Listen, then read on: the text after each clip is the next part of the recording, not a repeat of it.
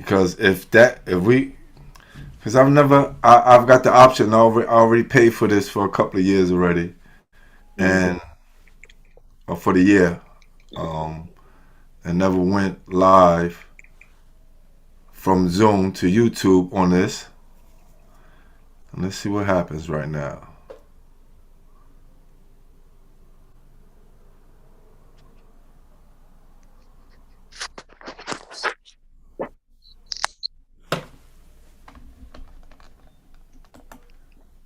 Wow, there we go. Okay.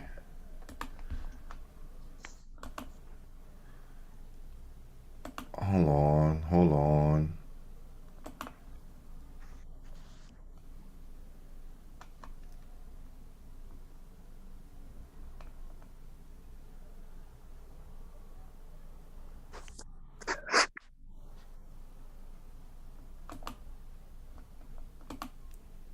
This is funny because it's like a delay When you connect them? to YouTube. Yeah, it's like a delay. Hmm. I don't think I want to do that right now until I figure this out.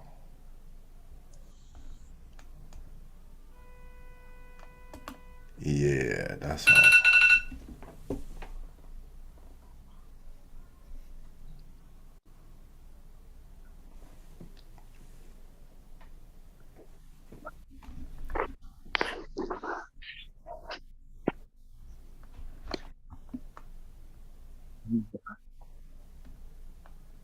This is crazy.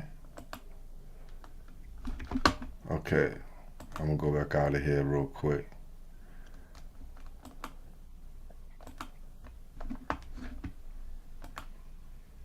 Okay.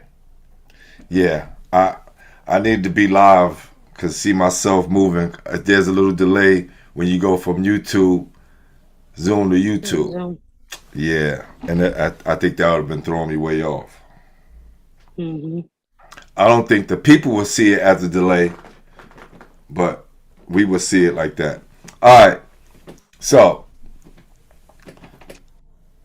for the people that's in the room right now, we are going on Zoom. Sorry about that. But a special guest didn't have Instagram, so that's how important he is to her. We're going to make sure that it goes right. So there's a link in the right under the flyer. If you guys want to participate, there's a link below.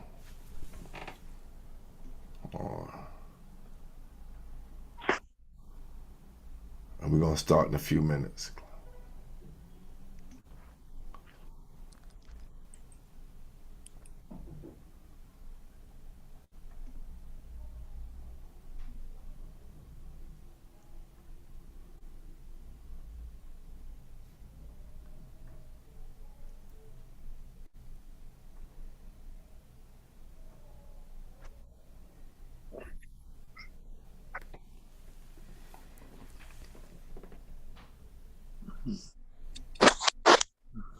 All right, so I'm going to hit record and we're going to begin. It's 8 o'clock. Not yet. Hold on for a sec. Let me see something real quick.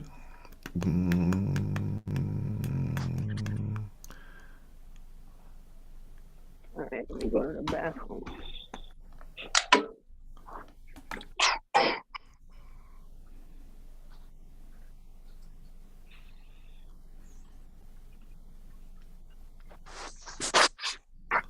Alright, so from view, spotlight, everyone,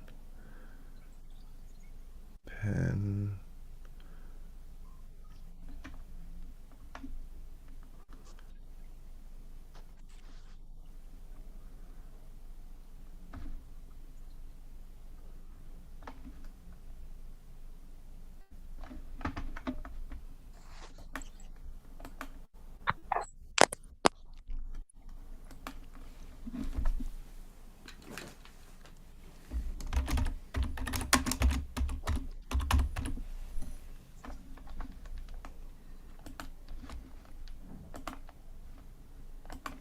How you spell your name, bro?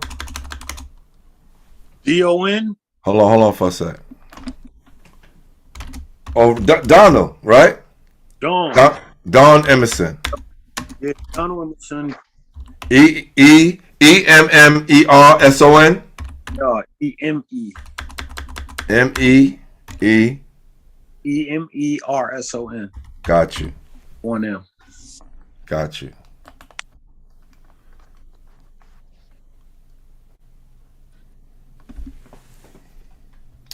All right, we setting up right now on the Zoom link. So, listen. Oh. This is the first for us tonight. We're exploring new territory. I know I usually give it to y'all on a live, but tonight we doing it like this. All right?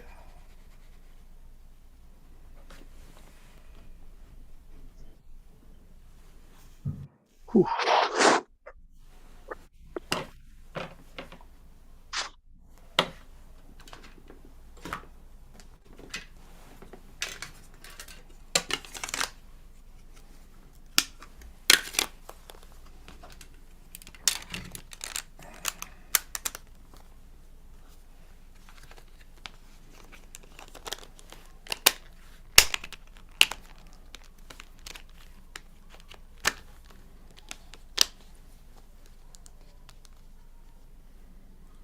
What you did and the short amount of time that you was playing in the ACC at Miami,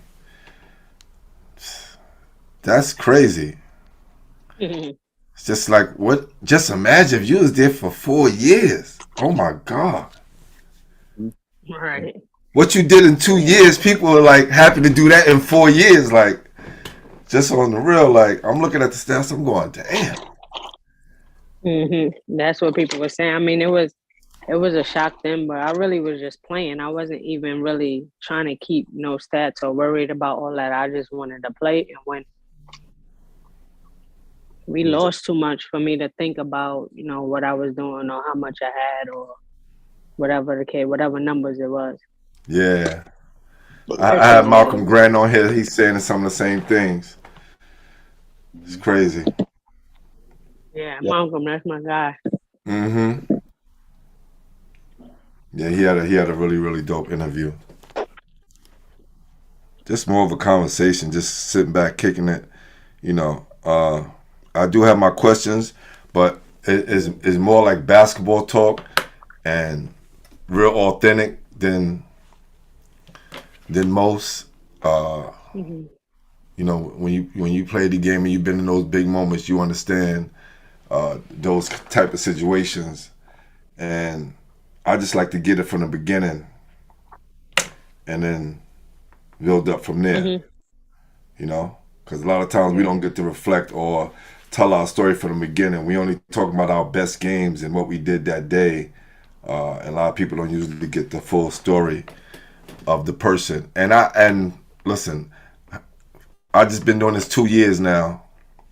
Never like being in front of the camera. I'm just so surprised at myself just how I evolved being comfortable in front of the camera. But doing the research on it, I find, and then when I speak to the person, once I get the research, they're like, yo, that didn't happen like that. Yo, where'd you get that from? That article, that didn't match up. So, and learning, being a history teacher, I'm a dean now, but I just remember those pioneers who came before us, especially those black men and women who said, we got to start telling our own stories. And a lot of times we don't get to tell our own stories. Do that. So I just always felt like, especially in the beginning of the pandemic when we was losing so many players, right? We lost so many, especially on the guy side. I can't even tell you how many we lost on the women's side, but a lot of guys who I was close to, Mo Kirby, Lee Green, Dave Edwards, Chris Brooks, and a whole slew of others that was just back to back to back to back to back. And I'm part of that generation. I'm like, that could have been me.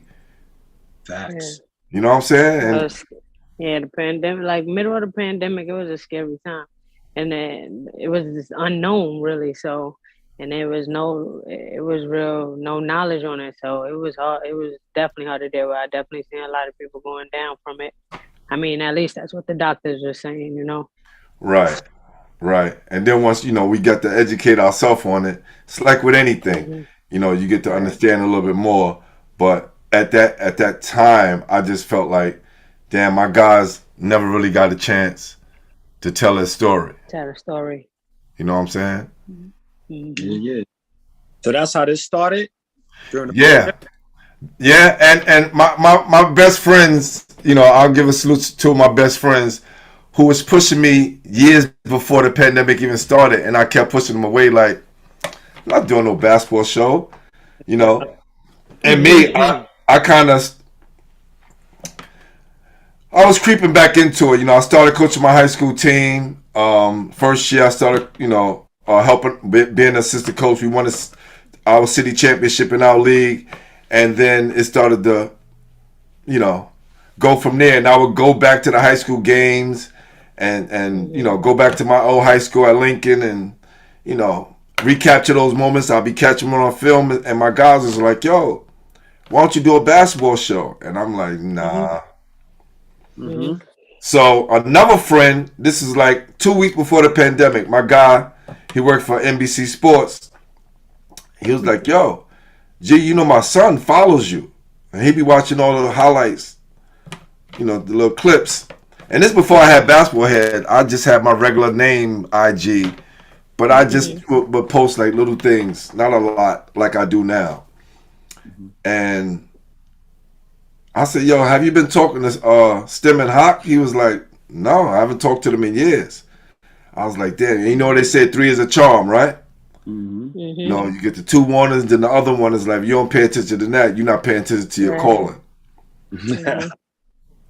So, and that's how it kind of snowballed. So I called my guy, Tiny, up. I was like, yo, I'm doing this basketball thing. I need you to be my first guest. None of us have never been on Instagram Live. Right. And then it's newer. right. And then that just kicked off kind of everything from there.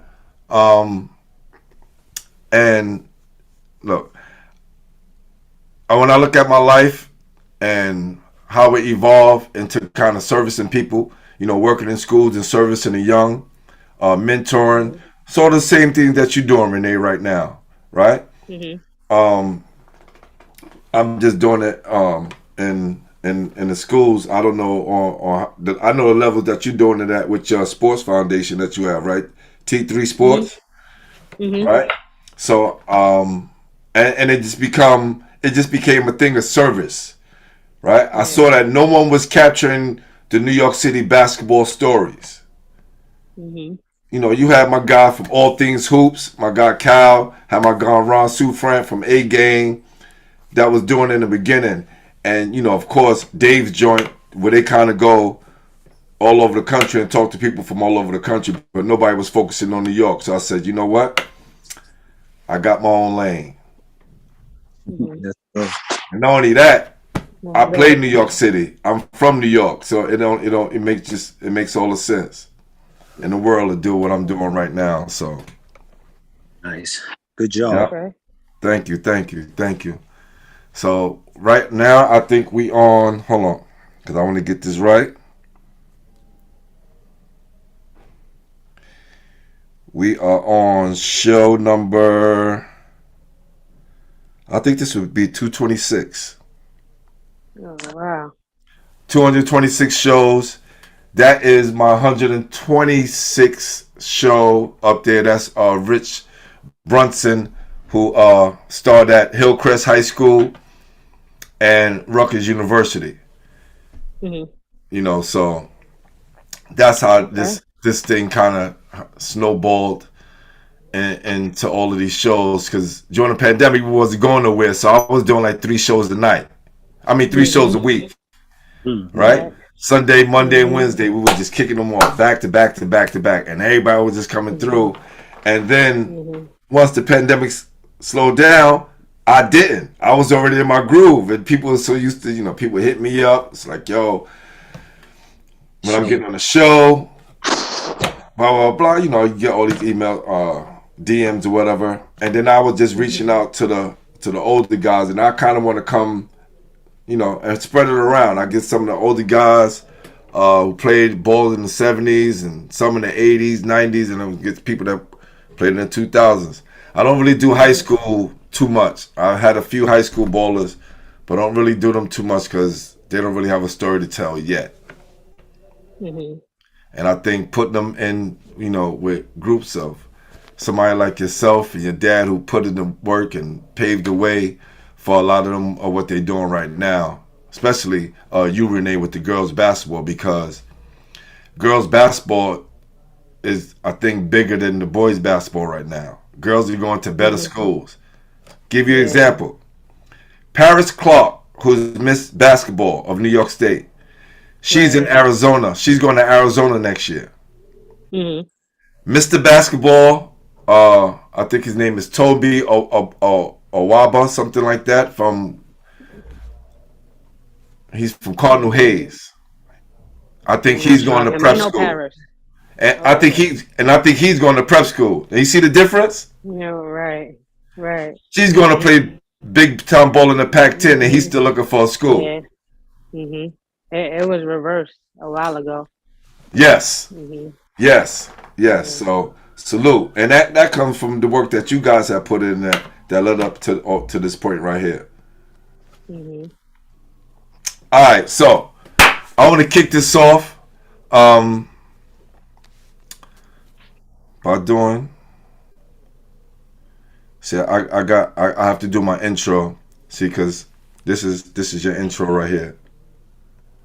And if you check out my show, go on YouTube and check it out. You'll see how I do my intros. I like to make them real special and unique to the person. Okay. But I'll do that afterwards. But all right. So this is what I want to do. Since we got both of you here, I'm gonna start off with Renee, right, Dad? And then you could chime in on the first question as well because it all pertains to you as well. Hopefully, I think. Copy. All right, cool. So, I like to start off and ask everyone come on the show. First question is, who introduced you to the game? Well, honestly, I don't know. Since I can remember, I've been dribbling the basketball and playing basketball. I would assume my pops because he played, so I had to be around it, and my moms would keep me around it. But I can't even remember. Maybe 4 or 5, I was just outside, and I think I was at one of his games, and I was sitting on the basketball, and then from there, that's all I remember. I just remember playing basketball. Wow. So I would say my pops. I brought her to all my games. She was always at a game, and she always had a ball in her hand. She was always be dribbling around the basketball court. People loved her because she was so cute, and she would always just put a ball. That was her thing. She was FIT, especially. The cheerleaders adored her at FIT. And when I used to take her home, because I lived downtown, she lived uptown, we would just bring the ball on the bus, and she would sit next to the ball. She would have the ball. And she picked up from 5 to 11. She really got into the game. And I was working at nights. I've always had a night job, so her mom's got her to Riverside. That's where it kicked off. When she was about 10, her mom took her to Riverside, and she was playing with the boys. She was on the boys' team at Riverside at 10. All right, and we're going. I don't want to move too fast because what I noticed with the girls who are like super super nice, all of them started out playing with boys. Yeah. And then right? Yeah. I didn't even want to play with them. By the time I had to play with the girls, I didn't want to play with the girls. I still wanted to play with the boys. So I rode that wave till I was like 14, maybe playing with the boys. But the boys also wasn't as tall and as athletic when we were younger. They was stockier maybe a little bit, but there was no crazy like a bunch of 6'8" guys. So and it was still middle school, so I was able to still run with them. But after that, I had to play with the girls by the time I got to 8th grade. Okay. Where at in Harlem are you guys from? Lincoln. I was back and forth. Amsterdam, Lincoln. Okay. Yeah. Cool. So you would say like around 10 years old is when you started to take the game serious, or was it when you got to Riverside? I think probably when I went middle school. I think when I got to Riverside and I seen that I could compete and play with the boys, I started really taking it serious, because I was like, if I got to play with the girls, it's going to be much lighter. They're not as athletic. Unfortunately, not to say that it was worse. It worked out for me because I was able to use what I learned and all that athleticism. How you say this word? Athleticism. Yes. Trust me, I stumble on those words too. Right. So I was able to use that to play against the girls and be quicker and stuff like that. Okay. So, Dad, who introduced you to the game? I played ball to stay out of trouble, bro. You know, our times coming up.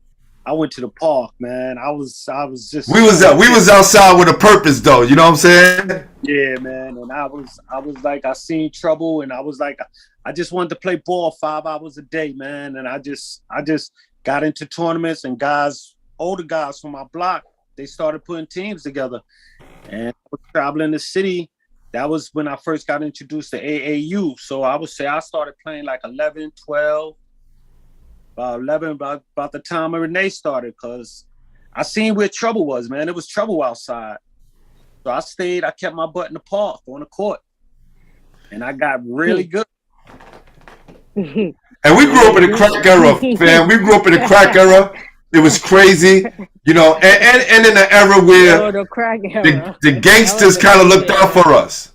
Yeah. You know what I'm saying? Yeah, so to speak. Yeah, and they put us in tournaments. The older generations, man, they came and scooped up me and my guys.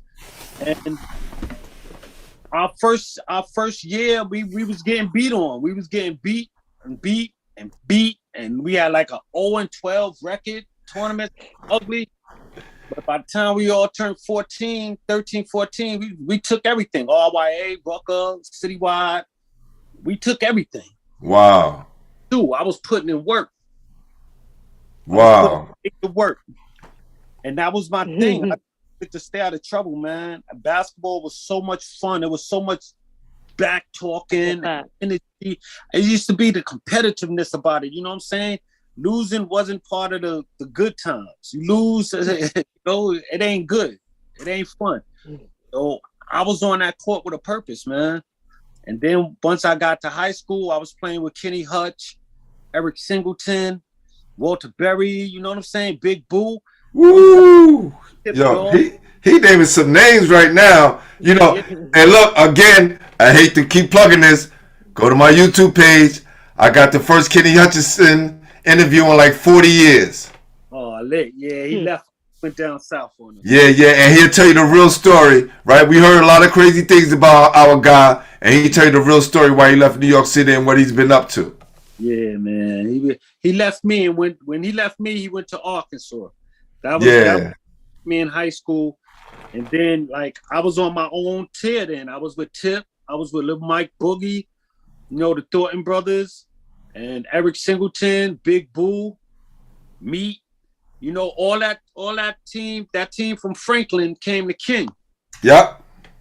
So once they got there, you know, you wasn't getting on this team if you didn't have the skills. So I made varsity in the 10th grade, and I rocked that out to the 12th grade. Wow. My coach, Stan Dinner. Listen to this. Listen, when you think about it, right? Up in Harlem, Benjamin Franklin, which is now Manhattan Center, has stacked basketball teams. It closed, and all of his players went to Martin Luther King. Yeah. Whereas in Brooklyn, Alexander Hamilton was the school. When it closed, all his players went to Boys and Girls. Boys and Girls, I remember that. It's crazy how things work. Same kind of situation. Now, Renee, when you get to Riverside, are you finding more competition there with girls like yourself that kind of make you say, I'm not the only one out here doing work? Or did you know about other girls before you got to that situation over at Riverside? I knew about one other girl that was there because we played on the same middle school team. But honestly, it wasn't as much talent on my team as it was in the city.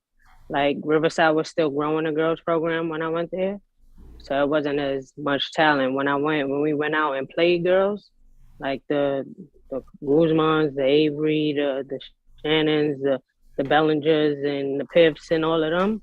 And that's when we we really seen it. But on the team, we were still building and just trying to make our chemistry to be, good enough for AAU, so everybody could get to the next level. Playing with the boys, right? They didn't have a girls.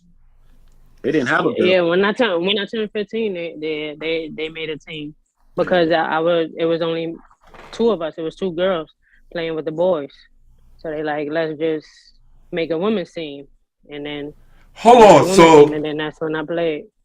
Hold on. So the Riverside Hawks girls program started with you and another female? Pretty much. Wow. You know how legendary that is? Like, I just was watching Riverside girls play. They had the 6th grade, the 8th grade, and you watched it. Now they're fully developed. Back then, they was just beginning, and it started with you. Exactly. Yeah. I was coaching. Coach Thurman was my coach. You know Thurman player. Yeah. He was my boys coach. And I think him and Lurch and Coach Mike and a couple of them, and they was just and they had another assistant coach, and they was like, let's just make a female team. And then that's when I started playing with them on the female team. I was also playing with Douglas though at the time because Douglas had a good team.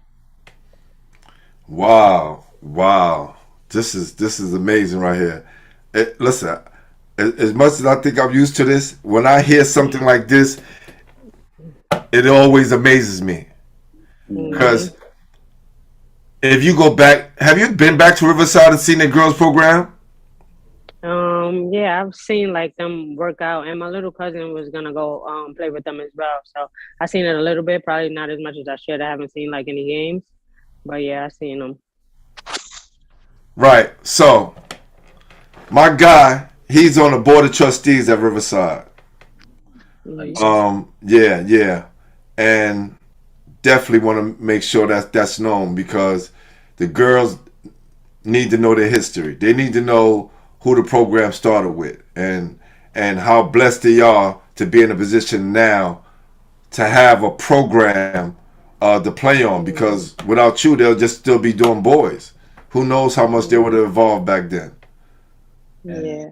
There was older girls playing, but I just felt like it really got consistent at that point. Like when it was two more of us, it really got consistent because I think Coach Rich was there already coaching some of the older girls, but it wasn't really as much practice and going on AAU trips. It was maybe a city tournament here and there or something like that. But it really took off when me and the other girl You had to go. Yeah, we had to go play with the females at that point because after a certain age, the girls can't play with the guys no more. Yeah, that's very true. How was it? Do you remember your first game, Renee? And then I'm gonna ask Dad the same thing, so Dad will give you some time to think. What was that first game like? That first game you ever played under the ref?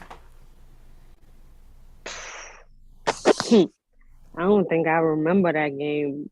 I feel like it was citywide. Okay. And I was nervous. I think we was playing. I want to say maybe Gauchos. They had Shigari at that time, so he was already huge, and I'm the smallest thing out there, and a girl. So, but I went out from what my mom told me. I went out. I played. I did everything I needed to do. Coach yelled at me a little bit. I think I remember that in the beginning. And pick it up. What you doing? This is no other team, But yeah, I don't remember too much of the game. But I think that was the first one. It was when they had citywide at Beacon on 120th. I want to say. Okay. I think that was my first game under the ref. And your first game under the ref was against playing with boys? Yeah. And you making it sound so normal. This is not normal. I just want to let you know. Like playing in the park against boys, playing against in the park against boys, I heard that before. But playing in the actual game against boys, that's not normal, young lady. I just want to let you know that. That's not normal right there. But if you're good enough to play, hey, why not? That's the real deal. Yeah. And you make history along the way. Yeah, I was running around with them, so it was different, like for it to be a ref, because like you said, I was playing in the park with the guys all the time, so it wasn't nothing. But yeah, to play under the ref and actual play with guys, like now that you pointed out, it is kind of crazy. Yeah. Yeah, it's kind of crazy. That's real. And listen, that's as real as it's going to get right there. That's New York City basketball at its finest. Trust me. I used to be so excited watching her play. She was so fast. She was fast. I'm out of here with the pill, and I'm going to the bucket. I'm going to the buckets. Yeah, she was so and she's always been like a pass first, but you know what I'm saying? After that first pass, Renee's getting buckets. You know what I'm saying? You ain't going to do it. I'm going to get some buckets. And it's usually reverse. It takes a person to score that first basket before they get buckets, right? Yeah. And it's the opposite with you. You want to feed someone, then you want to get yours. And still get yours at the same time. Yeah, she's always been that first pass to the center, right in the middle of the court. I don't know where she got it, but she'll bring it right up the middle and she'll play with her center. She used to always go to the middle, first pass. But if that pass come back, okay, I'm going to get buckets. And that pass come back, I already know what's going down. And jump shot got I always said that though, like you could play around 2s, 3s, 4s, but you need a point guard and you need a big. Like you need screen and roll action, you need rebounding, you need outlet. So I always try to work with my big. I was probably the hardest on all my bigs. All my bigs that know me now still, they probably secretly hate me, but they love me because I try to make them better. But yeah, I'm always yelling at my bigs. It's always to the bigs. You would bring that ball up, look at the bigs. Come on up here. Come get this. And that was always her first pass. She would always give it to her bigs. I was like, yo, she going to keep them happy. Hey, listen, that you better, because when they get that rebound, you want them to get you the ball first before you give it to anybody else. Right. Anybody else. Exactly. Come straight up the middle of the court and to the bigs. First pass. What you going to do with it? If it went back to her, she was shooting. Now I'm getting one of my coaches told me that they told me that if you don't make your big happy, they ain't gonna work. So, and you need them to work for you to score and for you to do anything. So you better make sure they're happy. I saw it. I picked up on that. Like after your 4th or 5th game, I was like, she worked the middle straight to the bigs, straight to the. I'm talking first, no guard, no nothing. Come here. So that's what she was doing, and she made them happy. She got herself a great jump shot, and she's fast. She's really fast, man. Like she could get 30 like in 34 minutes type stuff. Like proud dad right there. It's a proud dad right there. Hey, Dad, what was it like? 4 minutes. Yeah, right. Do you remember your first game that you played? Yeah, like I said, man, we was bad. It was in Citywide too. Go figure. That's ironic. But we played in Citywide, and you remember it was in 54th Street Park. Yep. Is on the highway. Yep. Right next to 12. But we was down there. We was 54th Street Park, man.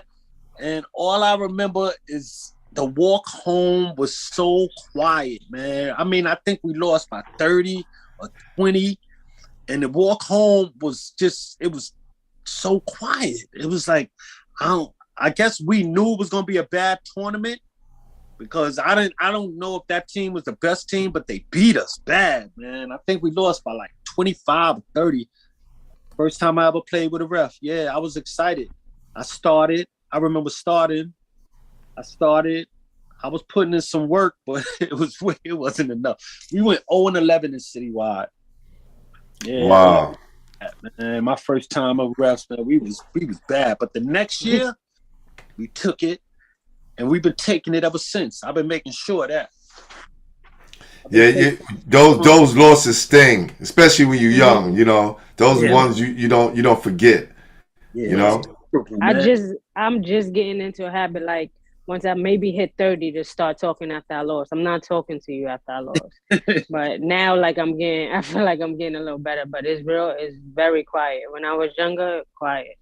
Yeah, I hate the Yeah, I tell youngsters, listen, you know, if you want to play at that next level, be prepared to talk after you lost. I know everybody want to talk to you after you win. Be prepared to talk after you, especially if you're the guy or girl on the team. You know, you got to talk to the press. That could be. And I think really, yo, a pressure cooker. If you young, you got to get into some kind of relationship with your coach. You know, like you need pointers, especially if you're losing. You know what I'm saying? Tell me something. You know what I'm saying? I can't get it from my friends because we out there at the same time. You know what I'm saying? But you got to talk to you. That's who I was. I was like, is this going to be? Am I to a point? What they call that? A chucker? Am I going to have to be a chucker? Right. You know what I'm saying? This ain't working. Coming down, passing it around, and everybody's nervous. And I guess I'm going to have to be a chucker. If it come back to me, I'm shooting. And that's when I started getting like a chess mind to the game. Like, you know, that guy is good. I got to foul him out. Let me get the ball over here. You know, he's good. I got to foul him out. And that was my thing. I was getting people out of there. I was like, well, you got to check this now.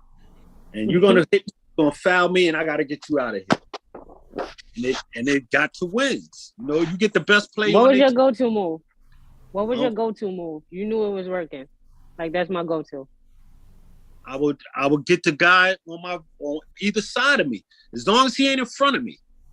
If he's in front of me, I got a problem. I got to shake him before he get on side of me. And now that's what I'm saying. How you shaking him? What you going between cross? What you going in and out? Nah, I slow down and I Allen Iverson. I'm baked that way and I'm going around him. I got to get him on the side of me. So I had a lot of. You got to see that it works though, because the way he's explaining it, like it works crazy, but it looks crazy, but it works every time. Like his handle is just, I don't know. It's like flimsy, but you're not stealing the ball from him. I'm gonna keep it 100. Yeah, you're not. Once I got that not the teardrop. You know, we invented the teardrop baller. You know what I'm saying? The back days, that little runner. Right. Once I got that, it was man, mean potatoes. It was just mean potatoes time all day. And how tall are you? 6'4". But I played my career. I think I grew an inch. Most of my career, I was about 6'3", 6'2", 6'3". And I don't know where this extra inch came from, but right. So, what was your go-to move, Renee? What was your go-to move, or did you have a few of them? Nah, not a few of them. I think it was probably like it was either hezzy or it was hezzy cross. Maybe I was probably big on the crossover. It was Allen Iverson era at that time. So I was kind of big on the crossover, but the hezzy was definitely a go-to. I'm probably past you. Yeah. Okay.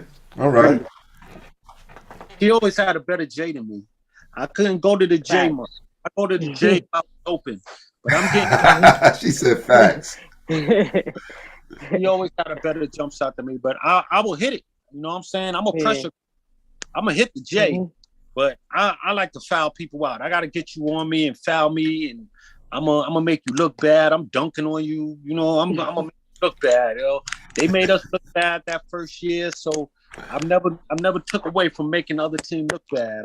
I'll do it immediately. I'll reach, be out, cherry pick, whatever it takes. But, yo, Don, he can still go back to that first year too. He like, man, that first year. Yeah, every time. They kick my ass Every time. 0-11, and then you go to school at winter. You know, we had the night center where we played ball, you know, pickup games, but tournaments were in the summer when you were young. And yeah, but that's missing now. Right? Because the kids don't have any place to go. And a lot of them don't want to get caught up playing in the parks all the time even, because of the violence that's going on.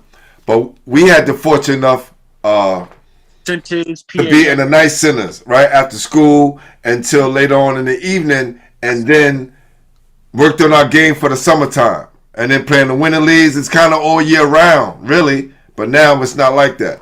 Exactly, G. I mean, like, we used to run home, do your homework. I'm going to center tonight. Monday, Thursday, we in the center every night, and that was real ball because, if you lose, you getting off the court. You might not get picked. So you trying to win every game at the night center. And we really got good. We learned our positions. I learned I'm a 2. My point guard learned he was a 1. Our center knew what they had to do. And we got good over that 1 year. But also, we had the older guys. It was like a rites of passage to play with the older guys. You play with the older guys, you learned the game that way. It wasn't too much. We didn't have any trainers. That was out of the picture. The trainers was the older dudes. The dude who just came home from work. The dude that used to play high school basketball, who's not playing. He's in the hood, right? Hustling, whatever. He be on the court because he nice as hell, but never got to go to college. We learned the game from those guys. Exactly. They did not take it easy on us. They used to play to win. And if you was out there, you had to either take the heat in the kitchen or get out. Facts. So, Renee, what made you go to Scanlan and not public school like your dad? My mom's running me in Catholic school, and I was cool with that. It was a better basketball system in most Catholic schools for girls. I originally went to Bishop Loughlin, and then there was a lot of transferring and like seniors leaving, of course. So I transferred to Monsignor Scanlan, and then I played there. But I knew that Catholic school was better. We both knew that. The programs was just better. The players was better. So it was like a no-brainer rather than go to public school. The only public school for the most part was rocking in my era. It was like maybe King, Bertram, August Martin, but August Martin was kind of getting, they were done. King, that era, King, that era, King was pretty much, so it was really only Mary Bertram. And there was no sense to go there. And, I was trying to split up the talent for the most part. Okay. How was your transition going to Monsignor Scanlan? You coming from Harlem, and Scanlan is where Westchester County, right? It's in the Bronx. Scanlan's in the Bronx? Yeah. It's not New Rochelle? Mm-mm. Wow, okay. It's in the Bronx. Okay. About White Plains. It's on the 6th lane. Okay. Right by White Plains. Okay. Nah, not by White Plains. What's the other thing? Before Pelham. It's before Pelham. So it's around Parkchester, like a little. Oh, yeah. So that's strictly Bronx. That's strictly Bronx. Yeah. Okay. Yeah, I've learned a lot about Scanlan through Sadat X and Shane. We had like a 3-hour conversation, and he talked about his time there, the Joe Machine. So, did you play freshman and JV and then varsity? Tell me about your process of playing at Scanlan. Once I got there, I played varsity. So my first year, I was a sophomore already. Okay. Varsity. I think we had I don't know how far we went. We didn't make city or state none of the years that I was there. But all 3 years I played varsity. Played with Mercedes, Jade. I'm not sure. Not a lot of people that's still playing, but Mercedes is the coach there now for the girls. Right. Yeah. Okay. So, when did you start to come into your own once you was at Scanlan? Like what year was that you started to come into your own immediately, or it took you a year to get used to the system, and then your junior and senior year, that's when it happened? Mm-hmm. Yeah, junior year, I think it got a little crazy. Like I started, all I wanted to do was be in the gym. So it really started to transfer over to the court. I was playing, once we wasn't in practice, I was still outside shooting somewhere, playing one-on-ones with the dudes on the block. Like you said, the ones that ain't go nowhere, they was probably teaching me, teaching me, they was fouling me. We playing the same way. So really my junior year, it really got crazy. I think I was averaging maybe like 25, 30 that year. Woo! Yeah. Yeah, big numbers. And Pops, the way she's telling us like this is normal. This is not normal. You know what I'm saying? It's just like, and you know, I was averaging like 25 or 30 my junior year. Yeah. You know what I'm saying? That's not like, and I always tell people that when I hear those numbers, those crazy numbers that people be speaking of, and I'm saying to myself, damn, no wonder. So I can see why now it only took you 2 years to score 1,000 points at the University of Miami. So I'm seeing now, I'm hearing it now. This wasn't just something that came later on. This is something that's been a work in progress for a long time. He been a killer. Yeah. That's crazy. I don't know. I'm just, and it's not always about points, of course, you know that. But Right. I'm a dog for the most part. Like I'm gonna go out and play. Like I'm passionate about the game. I love basketball. When I'm on the court, it's nothing else in my mind. Like only basketball. That's all I'm thinking about. It don't matter if there was just a car accident that I just got into. None of that matters. Or I just hit the lottery. None of it. Whether it's good, bad, ugly, between. Like when I'm on the basketball court, that's really all I'm thinking about for the most part. And it just transferred. Nice. Wow. Yep. Dad, what about yourself? When you got the King, did you play JV or did you jump right into varsity as well? Nah. When I was on the team, when I didn't try out my 9th grade year. I tried out my 10th grade year, and that's when Franklin guys came. My 10th grade year. So you know Turtle, did that ring a bell? Turtle had the JV team, so they put me on the JV. Oh, we talking about the legendary Turtle from Harlem? Yeah. Turtle. Hold on, time out. Let me just say this real quick, and I'm gonna let you tell your story. I had John Arnold on the show when I first started, right? He was on season 1. We're now shooting season 3 right now. And I'm putting up season 2 on YouTube. But go back. John Arnold's telling me about Turtle, right? And telling me about what he meant to Harlem, all the legendary players he coached. Yeah. So one day, I'm going to do my Harlem thing. I went to Rutgers, and then I went to, where's that? The Park 145th, Tri-State. Yeah. So I'm in there doing my, I got little video shorts, so like all the top parks in New York City, the legendary ones at least, where the tournaments are ran. So there's this guy in there. He's like sitting down, but he's training these 2 young kids. So I'm doing my little video thing, and then I told him, I said, I'm gonna be filming. Do you mind if they're in the camera? He's like, nah, just keep doing your thing. I said, cool.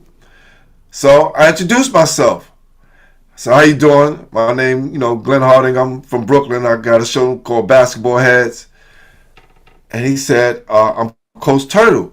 I said, the legendary Coach Turtle? Because, he's just like a regular dude from around the way. If you wouldn't know, you just would walk past him and think he's nobody. And I was just like, wow, John Arnold was just giving you praise. And here you are, 35, 40 years later, still working with kids. Yeah, he works with kids on 145th Street. Yeah. 143rd. That's where I met him at. Yeah, 143rd. Yo, go ahead, brother. So salute to Coach Turtle. We love you. And salute for everything you did for New York City. So Coach Turtle came over with them. He was down with them. He was on their bench. He was part of assistant coaching on their bench, but he made a JV team. And we had 11 games. We had 11 games in that season that they came. And we was up in it was me and Tip. He had me and Tip on his JV team because Franklin had they whole team. So after 4 games, he took me and Tip and threw us on varsity.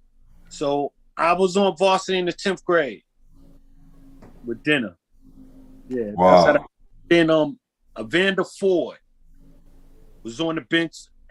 Once my 11th to 12th grade year came up, it was dinner and Evander Ford. And Turtle had the JV team. So I started playing. I was coming off the bench. For Kenny. Wow. Yeah. That's crazy. Yeah, I was coming off the bench for Hutch. Then the next year, I was coming off the bench for Rubio. Yeah. Listen, the All-City team, I think it was 1982 or 3. I think it was 82 with Pearl Washington, Kenny Hutchinson, Mark Jackson, Kenny Smith, and I think Ed Pinckney. Oh, Pinckney, yes. This was crazy. Like, and that era kind of created what they started to call New York City, New God City. Yeah, I remember that. You know what I'm saying? So that's crazy. Yo, Kenny Smith and Pearl was a problem, man. Hutch was a problem, man. He had bunnies. He was jumping over people. Yeah. Pretty jump shot. Hutch was a problem, man. Yeah. He deserved it. He deserved to be All City. Definitely. So Renee, what coaches that helped you develop your game? You know, I know you kind of had the inner dog and learned from dad and the guys around the way. But what were some of the coaches who kind of helped mold you into the player that you became? I would definitely say Thurman is one of them. He told me to be fearless, and you know, he threw me out on the fire, but always showed me that. And I mean, he was got my back regardless. He showed me things to work on, you know, just different scenarios. Other coaches, I would say my JUCO coach. He taught me a lot about poise. He taught me a lot about being a leader, working hard. Who else was there? I think that was the most like influential. My Uncle John taught me a lot. My mom's pushed me a lot off the court. My pops, of course, just giving me pointers. But out of all my coaches, I would probably say like those are probably the most like where I have like things that are just pop in my head, and I'll be like, all right, I remember they said that. No doubt. So now, this question is for both of you, right? I ask all my guests this. I'm gonna start off with you, Renee. Who ass did you bust to let you know you was one of the top players in the city? Oh man, who was it? What game was it that you knew that you said to yourself, you know what? I'll go anywhere and play against anybody. And it could have been a person in the high school. It could have been a person that you played against the AAU. Could have been a summer league game. It probably was some of those West Fourth games. Some of those, I would say, I think playing against Biggies, playing against Cappy, playing against the older girls, Team Jordan, Luana Green and Nastasia and So you played against Cappy in West Fourth? Yeah, I played against Cappy. And y'all guarded each other? I mean, that's here and there. It wasn't like that was my main person, but we did have to guard each other. Of course, we kind of play in the same position. But I think out there, once I started killing out there, and it was the older girls, and of course the game was it was a lot more teams than in West Fork, so you had to come and really play, like, for the most part. You might have had one or two teams that was okay that you could take the weekend off, but for the most part, I was out there cooking some of them, and I was like, all right, I might be all right. I didn't really feel it in high school. Like, I knew I was good, but I just felt like it was something missing, like, or maybe I was just much better than like game day in and day out, only because I worked for it. But when I think it hit me in West Fork. Like, I started, going in 30, And that was like almost every game. Then I got a name. Then I'm like, oh yeah, it's over. What they was calling you? The general. The general. Yeah. It depends who was there. It was tailor-made or the general. Tailor-made or the general. Tailor-made is dope. Yeah. That sound like a clothing line. Yeah. That's real. What about you, D? I would say Ghostbusters, man. Once Ghostbusters got together with Master Rob. Oh man, that team was legendary right there. Master Rob, D-Bad, Troy Trisdale. They had Ron Matthias, they had me, they had Ghostbusters was crazy, man. And I was killing them. And giving them their food at the same time. And that's when I felt I was good, because I took that tournament and Lloyd was there and he was just all over me. He was like, "You're coming to play with me. You're coming to play with me." My coach was like, "Get away from him." And Lloyd was like, "No, he's coming to the church." And that's what I knew, man. Going against D-Mac, man, that was a whole different animal, man. He was an animal. It's crazy. Neither one of us said school. Like, no, not Miami. No. Outside in New York City. Right. That look, we know where the competition is at. Trust me. I know the feeling. You know, listen, when I had D-Mac up here, you know, I was like, "Yo, bro, you gave me your bio, but you didn't tell me what high school you played for." He said, "I didn't play high school ball." I said, "Oh my bad." And listen, I had Monsignor McFadden up here maybe 2 weeks ago, about 2 or 3 weeks ago. Monsignor McFadden. He said he didn't play high school ball because his coach told him once he played high school ball, he can't play tournament ball no more. So he's like, "I'm not playing on a high school team. I can keep playing." Because he didn't know. He was just like, "I'd rather play tournament ball. Ain't no competition here." I dunked it on Mousy so bad. Yo, I dunked it. Tell that story. Where was this at? This was RYA. This was RYA championship game, man. And he went and tried to take an offensive foul, and I'm already in the air, and it was ugly. I was ooh, Mousy. Know who I am. Mousy know who I am. No doubt. And he gave it up, man. Like, you know, that's one thing I can say about the guy from New York City. You know, even Ross Strickland, he gave it up to those guys who, you know, he was talking about Terrence Broadnack. He was just like, "Yo, T, me and him battled all the time, and he would let me know that he gonna give it to me." And he was one of the toughest guys that I played against, and you wouldn't even know that. You know what I'm saying? D-Mac, from the outside looking in. D-Mac wasn't talking. D-Mac did not talk. You know what I'm saying? He just killed you, man. I mean, like in my era coming up, he was the baddest man in the land, man. He was bad. D-Mac was a problem, man. And he would win a game himself, you know? And I had to stop all that because I don't like losing. I didn't like losing. So when he was at Westchester, I was at FIT.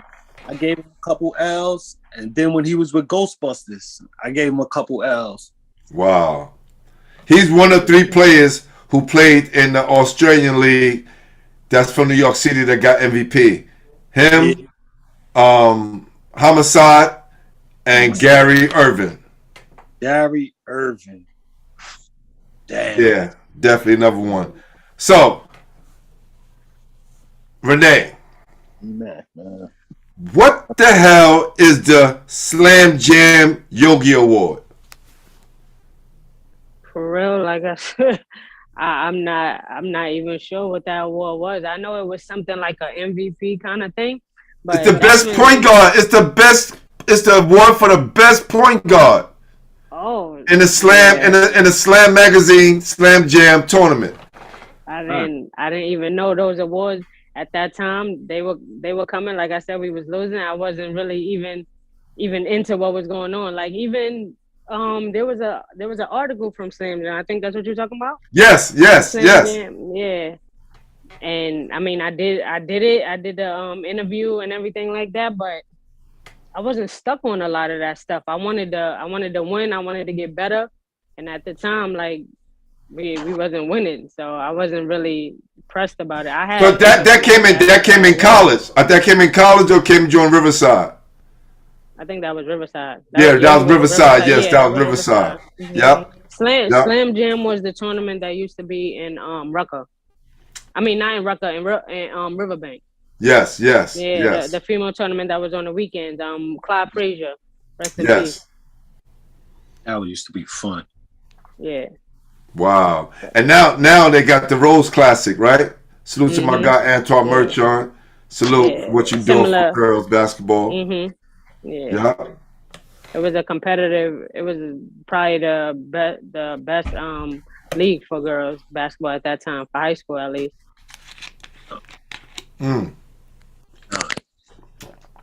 I didn't know. I didn't know that either. You know about that, Renee? Best point guard. Let's go. Oh yeah, definitely. She's definitely putting in a lot of work. Yeah. So when you look at it, right? And this goes for both of you. When I'm gonna start with you, Dad. When it came time for you to go to college, right? Were the letters coming in like they're supposed to? No, not for me, because like I said, man, Dinner was the coach of all these superstars, man. He had Tip, he had Mike, he had me, he had Rubio, he had Kenny, just got rid of Walter. He had so much on his line, and like I wasn't getting minutes in high school. I didn't really get nice until my 11th and 12th grade. So I wasn't really, I had a couple colleges up in Canada and, up where it was cold, and I was just throwing them away. I was like, I'm not going here. You know what I'm saying? It was too cold. So when Rippy came, great Marvin Rippy from FIT, he sent the letter. And he was like, we'd love to have you down here. And it was history after that. We took it in 85, 86. And I left there in 87. I left college totally to take care of her. So my 87, 88 year, I was only working. Then I went back to Rippy in 86, I think. I went back to Rippy in like 87. And yeah, he sent me to Dowling. He sent me up to Dowling, and I did 2 years there. Okay. How was your experience at Dowling? Bring the phone down some a little bit more. There you go. And then, the class that was there before I got there, like that senior class, it was lit. We took it. We took New York Nation. We took the Big Apple tournament. Okay. Then we went to Jersey to go to Kansas, and we lost. We lost in Jersey, so we had to come home. We was like, I think we were 34-2. Yeah, some crazy record. It's like, and even at FIT, I wasn't losing more than 4 games a year. So I think we was like 34-2. And then the next year, these guys wasn't as good as my senior year, And we started off 4-0 my last year. Yeah. So Dowling was good. I like Dowling, but it was, it was a lot of controversy over there with I wouldn't say race, but it was a lot of controversy over there. Gotcha. Now, what about you, Renee? When it came time for you to go to college, what was the recruiting process like? Out of high school, like I was getting a lot of offers, but once I got in my junior year, and then going into my senior year, but once I got into my senior year and my grades wasn't at the par where they were supposed to be, a lot of them started backing out. That's where I ended up in junior college. I mean, which I feel like was a great decision that I made. I enjoyed it. I learned a lot from that coach, and I was back winning. So I enjoyed it. I think we only lost 4 games in the 2 years that I was there, or maybe 5. It was like 31-2 and like 33-3 or something like that. Nice. But once I was after my sophomore year in junior college, they was rolling in, like the heat was on. It was probably like my coach wrote the list down. It might have been like 230 or something like that we had to narrow down. Well, it was definitely at like 200. Wow. Now, what did Monroe College do for you to help you prepare yourself for the next level on and off the court? Um, it prepared me. It gave me discipline. It gave me time management. A lot of that stuff. There was no one to go to learn that stuff off the court, to balance class, workouts, and just being on your own. Like, you don't have your parents, you don't have your family here, you're away at school. So it was an adjustment, but it taught me to you gotta have discipline. There's gonna be times you don't wanna, go work out because you just came from class and you gotta go somewhere else in between. But in between, I'm trying to get some shots up just so that, I keep my jump shot on ice. So it taught me some discipline. It taught me definitely time management, and my coach just taught me, like I said, a lot on the floor, on the court, and things to look at and how to make people around me better. See, a lot of kids who maybe in your position will see them, not having the grades at the time and have to go to junior college as them moving backwards. But Yeah, I I felt think like that. but if when you look at it and you think about it Right, now, right, it becomes a yeah, blessing because those right, things that we didn't do, and including myself, this is why I had to go to prep right. school, right? Mhm, And I went to prep school my senior year. I didn't even do a prep year, so go figure. We'll mhm, talk about that another time. But right, I became a student in that small mhm, setting. It's like, mhm, you right, know, what 3,800 kids in our schools in mhm, these high schools. I went to mhm, Lincoln, so it's a big school. 4,800 kids, whatever, 3,800, whatever the case. And then yeah, you go to these classrooms, and they're like, small classrooms. And I know it was like that probably in Monroe, but also mhm, it allowed you to kind of refocus and re-examine what the goals mhm, really were for you moving yeah, on after that, because you're only gonna be there right. for 2 years. But like getting out of high school, it was nobody. It was no. It was nobody really telling you. Like now, you got trainers, coaches, mentors, and all that. That was around just taking these players taking them under the wing, and just telling them what it is. Back then, like it wasn't as No, much. So yeah, it was a shock for me leaving high school and then going to junior college and having to adapt like that and really be on my own. But my coach made it a lot smoother. The team made it smoother. We had a lot of chemistry. I would go in the coach's office, talk with him about basketball, talk with him about life, talk with him about whatever. So it made the ride a little smoother, and I'm happy that I made that decision.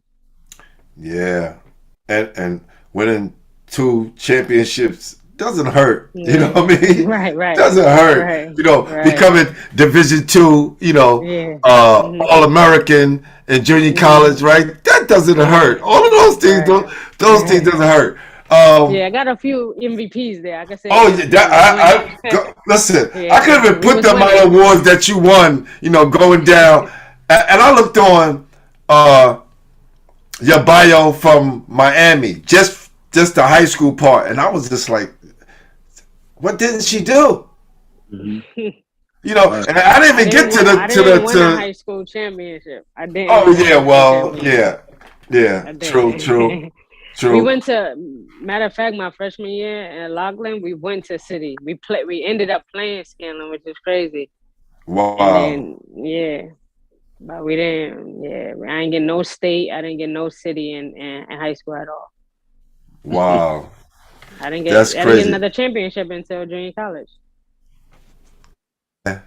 It's tough. That's why Mhm. I hold on to that championship. Be like, yeah, I went to Lincoln. I was like, yeah, yeah, we won the first city championship at Lincoln. I know we got a dynasty. We got like 14 and 5 states, but trust me, that first one, facts. Yeah. So, Go. let's go back to your recruiting process. What were the 5 schools that you narrowed it down to out of the 230 something scholarships you had? Um, Besides, I'm a we can count possibly Miami, of course. going. Yeah, I had Miami. Um, I had Maryland. ACC. I had Notre Dame. That was his favorite. Because they came on TV all the time, right there. It was them, and then it was Rutgers and Memphis, I think. And Memphis was on there. Like, I wasn't loving the conference, but when I went there, they made me feel like it felt like they was a team, and it was an all right city. I wasn't expecting to have fun how I have fun and like enjoy it and be around the team and them be around each other. So, but ultimately choosing Miami, I knew I wanted to, after talking with my coach, talking through like all the possibilities, I figured the ACC would be the best fit. Like, they had the most talent there in the ACC. You know, you had the North Carolina at that time. You had the Duke at that time. Yeah. Yeah, the Boston College and the university. So, and who was it? Florida State, which is our rival.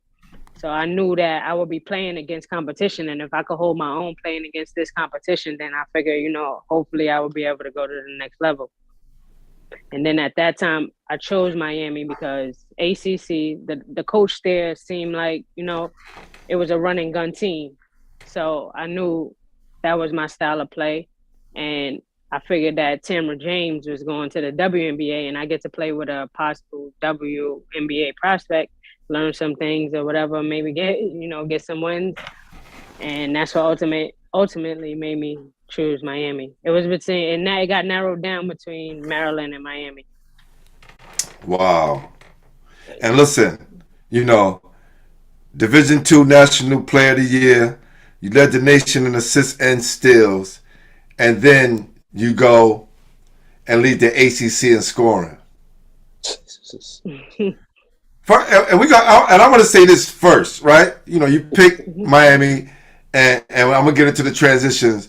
But the thing that stuck out to me is like, how do y'all keep doing our New York City guards dirty? She's leading the conference in scoring. She only makes second team. Or ACC. Yeah. Dad, I know you looked at that, was like, what? How is this happening? Yeah, there's a lot of disrespect. I felt that way. I was like, I can't believe what I'm reading right now. Like, she leading the league in scoring. Like, I knew it. Yeah. I knew it. I knew it was coming, man. A past first player at that. Yeah. I was like, she's fast, man. She's just fast. She gonna get some buckets. And I was like, let me get 20. And she would give me 20. I'll get that 20 all the time. Wow. Yeah, man. ACC was fun. No, that's just super amazing. Just that alone. And it'll show you the kind of talent that the ACC had and the competition. But still, stop disrespecting our guards from New York City. You're not having it. Now, after coming from Monroe, right? That transition to Miami, was it a little bit smoother now that you experienced college life? Or Miami just a whole different level? It's a whole different level. Well, tell me some of the things you had to get re-used to, you know, going to a major university.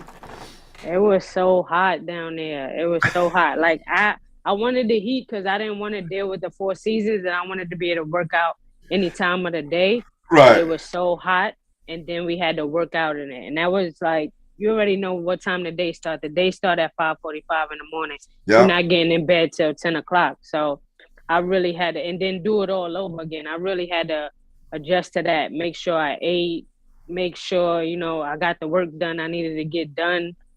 I don't like a dirty room, like little stuff, it all piled up. And I really had to adjust, and I felt like it wasn't as much time as I had in Monroe. And I felt like I was working in Monroe, but Miami was definitely a notch up. No doubt. So, what was the difference playing in the ACC compared to where you came from, and were you prepared playing in front of the kind of crowd that you guys played in front of? Yeah, I don't think I was really ever worried about the crowd or anything like that. I mean, that didn't matter, but it wasn't really an adjustment in that Okay. aspect. Like I'm a ball player, so I would just go out there, trust that I've been working hard, and then leave with it out there. Some days I didn't even know, what I did in that game. And like, you had a really good game today. You played well, you passed the ball, and I'm like, when I look at the film, I'm like, oh yeah, that wasn't bad, because I'm thinking about, we lost and some of the things that I could have did better. That's what I'm thinking about. But if she lost, she would have hit nothing. Yeah, that's a fact. Miami's but record. yeah, I always went out. I always go out and play. Whether it's hard to play in front of nobody. That is one thing, like nobody. But I'm not really worried about 5,000 or 10,000 or 25. I'm gonna go out and play. True. What was Miami life like off the court? Quiet as kept. I don't know. I plead the fifth on this. It was Listen, cool though. I've been down there. My guy Eric Brown went to Miami, for sure. So I definitely know what the life like down there. But from your perspective, is it a situation, if you're not focused, you can kind of lose track of what's going on? Yeah, I mean, I think that's anywhere, but yeah, more so in Miami. But I mean, I wasn't doing too much because it wasn't that much time to fit stuff in. So outside of basketball, I was in a room chilling, or I was outside. I mean, I ran to the beach every now and then, but I wasn't doing anything like too crazy. Not too crazy, especially dad on here. That's right. All right, so I don't know who's listening at this point. Yeah. Brittany's in the room, so you know what I'm saying. So, walk me through the zone that you were in, right? Because I want to go back to that record-setting 42-point game against Houston. Mm-hmm. Right? What was your mindset like going into the game? Was it like any other game, and then things kind of took over, and then the New York City kicked in, and you was like, you know what, I'm going for a 40 bucket piece tonight? Yeah, no, I didn't even think I didn't think I was gonna get 40. But like I said, I always went out and played. That game, I just happened to really be on, and they kept feeding me the ball. My coach told him at halftime, like, she hot. I think I had what, 25 at halftime or 30 at halftime already. So she told him, she let him know. She told me, keep going hard. Don't change nothing. Don't try to adjust nothing. Everything else is going to work out. So the bigs was rebounding. They was passing me the ball, and I was knocking down shots. I didn't do anything different that game. I remember that game too. Cause you give me it and you squeeze it up. I need to stress this out. Like let's think about it. When was it that moment that you was like in your mind? Cause we all go through it like, oh shit, I ain't missing nothing tonight. Like, was it after like the 10th bucket, or the third one you made in a row, and it was just like, they're gonna be in trouble? It might have been the first quarter, because the first quarter I maybe hit like maybe 4 threes already, 3 threes already. So I'm like, all right, so it might be a good night, but I'm still looking like, all right, what's this big doing? How can I pass here? Like, make sure everybody's involved. Make sure, that I don't just completely take over, because I already knew that in the ACC, one person's not winning the game. So I already knew that. But I definitely, like, after the first quarter, I was just zoned out. I wasn't thinking like, oh, I got to hit here, I was just, you passed me the rock, and then that was it. I was giving what they was taking. Yeah. Whatever they was giving me, I was taking. Hey, Dad, no one has broke that record yet, that I don't think. Wow. That's still 42 against Houston, University of Houston. In Houston. Yeah. In Houston, on fire, and it's already hot as hell in Houston. Yeah. That's crazy. That was a cool clip. I mean, like, once you got 30, you don't know where you're at. You know what I'm saying? After a while, you start blacking out. Mm-hmm. Yeah. That's what I'm saying. I don't even think I was thinking. I was just playing, and it just happened to turn out to 42. You was shocked yourself, right? What? Yeah. 40. I'm up in the 40. What's the most you ever scored, Dad? In a game, I think mine's. Bring the phone down a little bit. Bring the phone down just a little bit. There you go. There you go. Huh? I had 59 in the summer tournament, Amsterdam. Yeah, I had about 59 one game. That's my high because I was hitting 30s like that was a walk in the park. 30 was a walk in the park. I used to say I can make 15 baskets in 40 minutes. I'll give you that all day.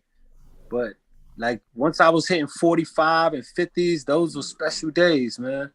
And like when you notice, like if you're a baller and shit, like you don't get tired. Like I got 40. I can still play another game. It's like, what is that? So you don't really feel the points. Mm-hmm. But you're doing some damage, you're doing some. Mm-hmm. That's crazy. 59. Look, and I think no matter where you playing, there's always competition.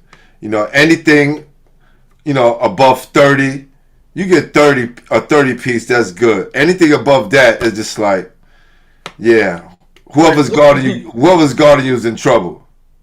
Put in work. I used to get zones, man. They'd be like zone, no one-on-one with that guy. And that's how I ended up getting that little elbow shot, that little mid-game assassin.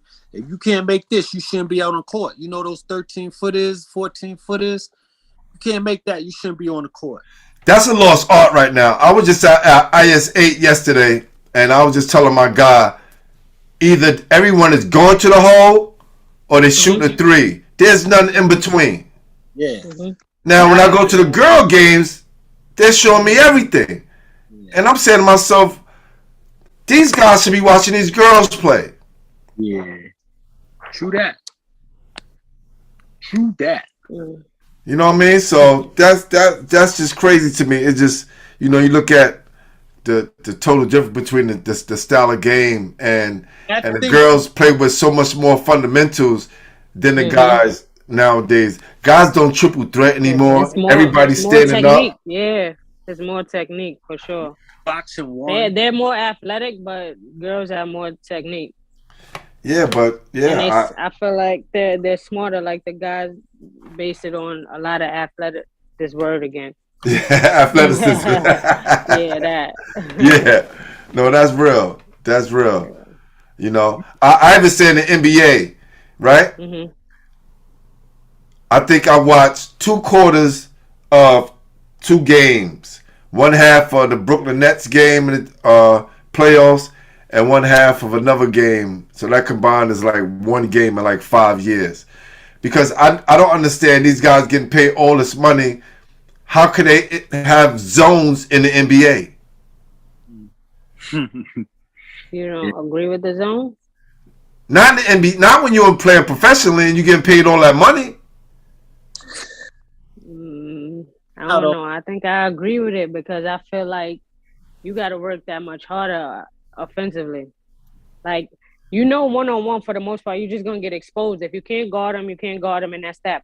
And that's why we have traps. You got, and then I think once you get to that elite level, that's when this got to take over. I think that's the kind of lazy way, and I think they instituted that so other people could play with us. And I don't want to really go there, but if you can't guard your man, you shouldn't be in the league. It's too many basketball players. It's too many people out here that can play defense.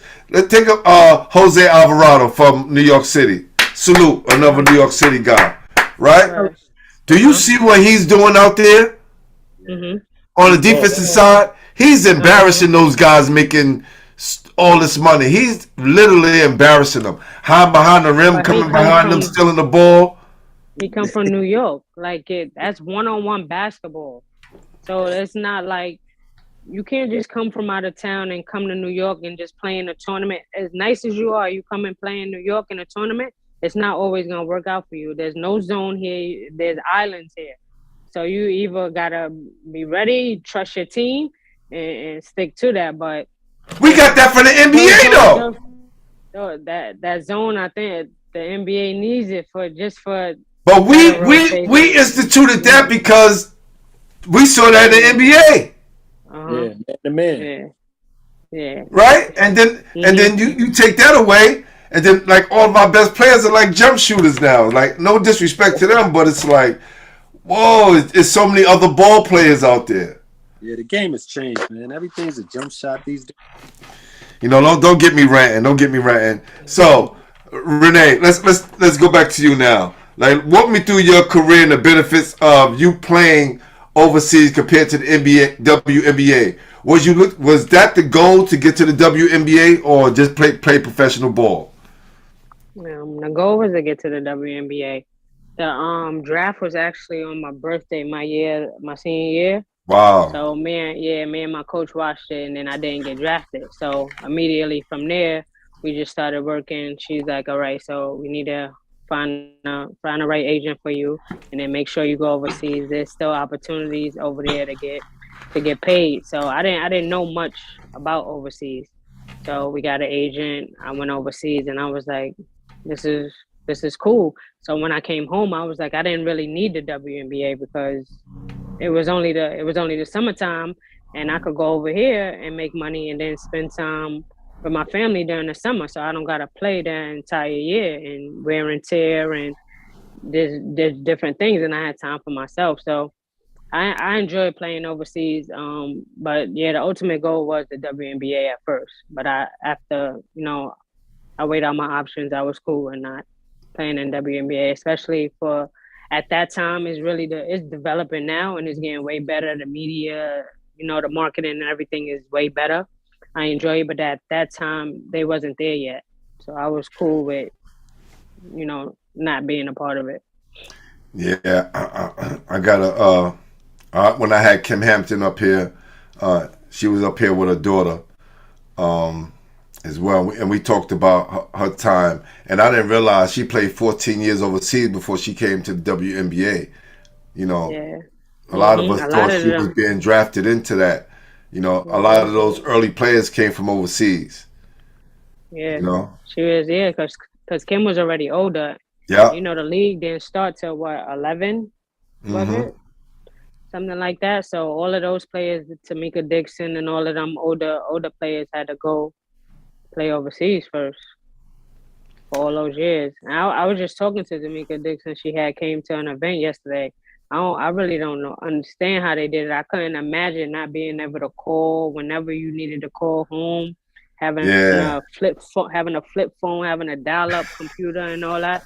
Like you can't, if you go leave your apartment, you can't speak to your family. Like running up all your phone minutes and all of that. It's crazy. That's how it was, like, kind of my first year. But after that, for the most part, it was pretty good. Wow. Dad, when she went overseas, how was that for you when she went to go overseas? I know you was already used to missing her when she went to college, but when she went overseas, how was that for you? I was happy for her. I was happy that she was working. Did you play overseas, Glenn? No, I didn't. When unfortunate situation, when I graduated, my mom passed away 4 months after I graduated. And I had to come home and take care of my nieces because she was taking care of my nieces at the time due to my sister's circumstance. So so when I tell people, that's how I kind of fell out of love with basketball, right? Because my mom passed away, and I had to come home and take care of this huge responsibility, and basketball was just on the back burner. Some of my guys, they would like beg and plead with me to come out and play in tournaments in West Forth or Rutgers and different places, and I think I would go play. I think I played the Rutgers a few times. West Forth, I think I played a few years because it was kind of closer, and I worked in the city, so I can just come right back after work and play there. But I didn't play too much after that. I kind of retired early. I was like 29, 28, stopped playing, period. It was like, yeah. So it seemed like, how the Most High bring you right back to the stuff you love, right? He brought me right back into the thick of things, being right in front of the camera. So, I know the Most High had a bigger plan for me, so I accept it, and One day I'll share my full story. Yeah, that's thanks for asking that, man. I appreciate that. Yeah. No. So, what country was the best country for you to play in, and why? I would say Israel all around. Israel, because the competition was good. It was some WNBA players was coming over there after their season and playing. The country itself was nice. The weather was good. The food was good. The team that I was playing for was all right. So I would say probably Israel was the best country.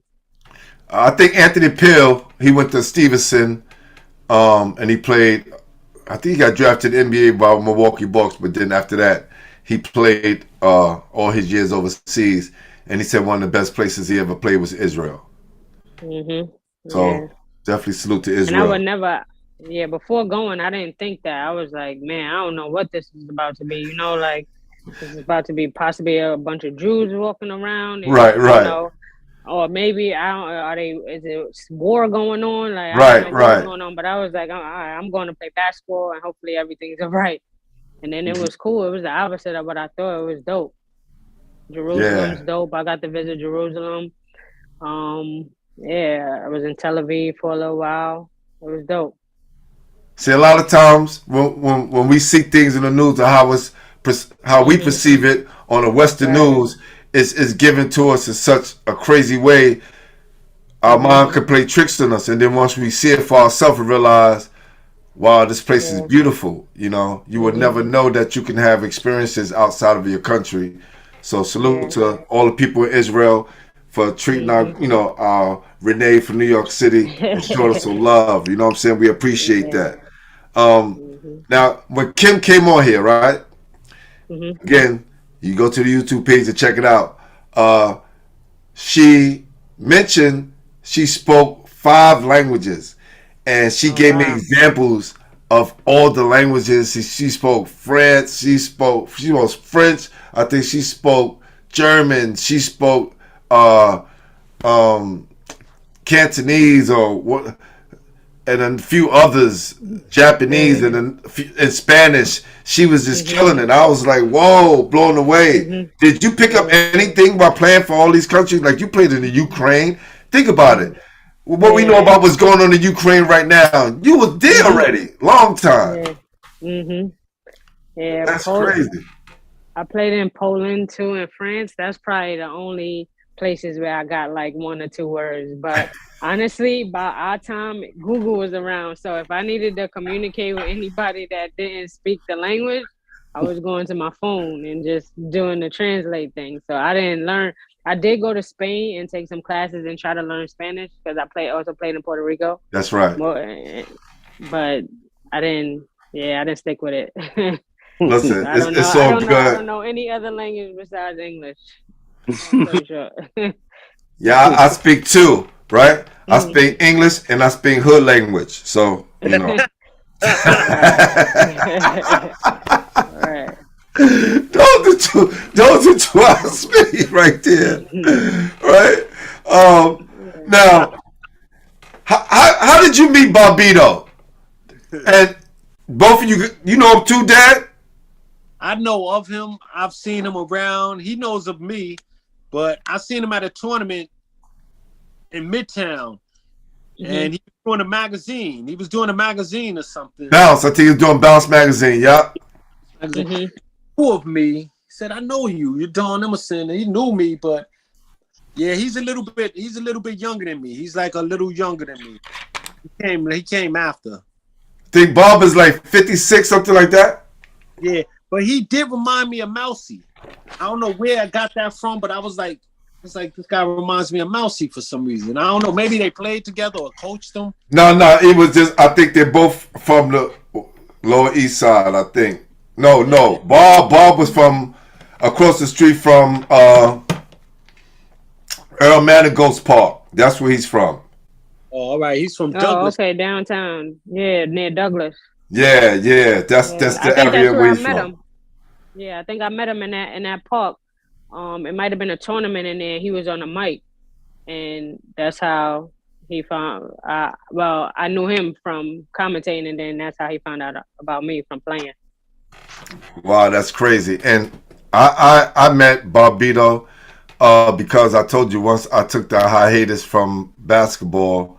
I was doing music for a while down with my guy Easy Mo B, who did Flavor in Your Ear, Warning, and a whole bunch of other beats. And then he found out I played ball. He was just like, yo, your name sounds familiar. And then we wound up playing with Sid Jones, because I played with Sid Jones at WBLS, and we became cool. So, and friends all these years. So when he found out I was having you on the show, Renee, he just went ballistic. He was like, yo, ask about the Amsterdam Action Park. Like, that tournament was crazy. Yeah. He did play down there too, and the girls tournament. That's when the girls tournament was crazy down there. Yeah. Yeah. And he came up with this game. You know, we all know about 21, right? He came up with a tournament, full court 21. Oh wow! Playing 21 but full court. I've heard of that years ago. If you think about that, like he said, I think they're going to be doing it in 5 different countries coming up this summer. But I was just like, Bob, you got to come to Brooklyn and do that one day, just like one day. You know, we can invite a whole bunch of dudes down, and I know guys in Brooklyn never heard of that. You know what I'm saying? Like we know about it being on half court. And this is why I think New York is so unique, because when you dribble, we playing half court, you dribble between 3 and 4 and 5 guys. That's getting your handle better because people are playing. You got everybody coming at you playing defense. Right. 21. 21 definitely got crazy in the park mad times. Right. We called it Utah. People just called it 21. Right. People had different names for it. Yeah, that's crazy. So, Renee, tell me about T3 Sports and why you decided to start it. Going back to my point of what I said, there's not a lot of mentors and a lot of direction for the female athletes, student athletes. So I just wanted to start a nonprofit and give them the student athletes some mentorship, some platforms to, you know, showcase their talents and really, you know, kind of build and network with the players that paved the way for them. That's so important, and I think that needs to be highlighted more. Anything that you're doing that you need to promote, free of charge, you promote it on my page and send it to me, and I'll make sure that the word gets out there.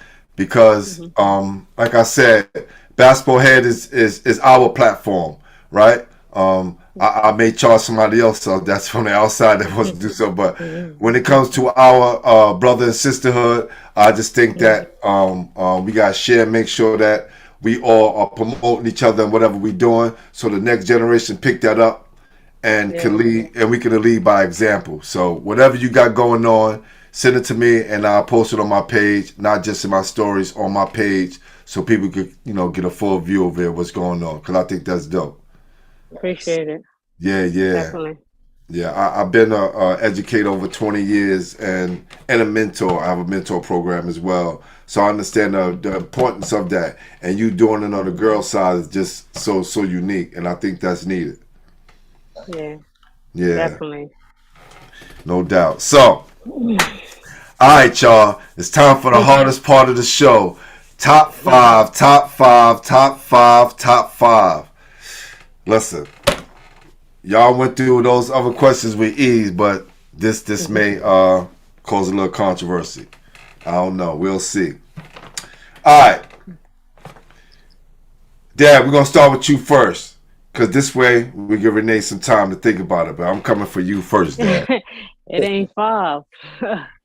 Not enough. I know. I know. That's why it's 5, right? Because people want to give me 6 and 7. No, just 5. All right, Don, this for you. Top 5 ballers you played against. Top 5 ballers I played against. D-Man. That's one. Randy Look up D-Mac. Randy Workhorse. Hold on, you never heard of D-Mac? Nah, I gotta look him up. Oh, I keep please, hearing him please. say D-Mac. Please. And then y'all go to my YouTube page and watch his interview, and you'll hear the real deal story because he gives it up raw, like for sure. But yeah, D-Mac for one. And who's Randy? Workhorse. From Okay, Randy Workhorse. Randy, I don't know his last name, but Randy was a problem. Randy Workhorse. Mo Butter.